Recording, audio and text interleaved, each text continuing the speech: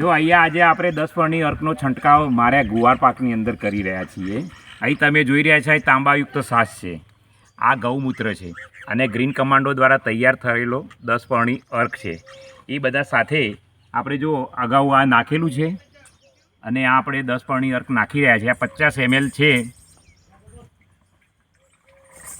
ફરી બીજું 50 ml લઈએ છીએ.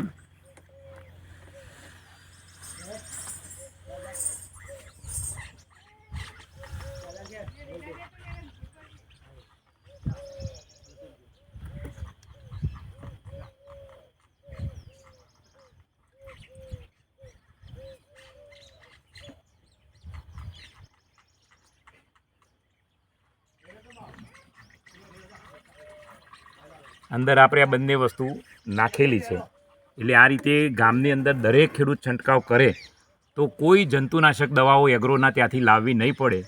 અને અગાઉ એક વખત છંટકાવ કર્યો, ગવારની પરિસ્થિતિ કેવી છે તમને બધાને ખબર છે. હવે આ એક છંટકાવ કરીશું, પછી કાંઈ જરૂર નથી, અને એવું લાગશે તો ત્રીજો એક છંટકાવ કરીશું. અસ્તુ ભારત માતા કી જય, ગૌ માતા કી જય.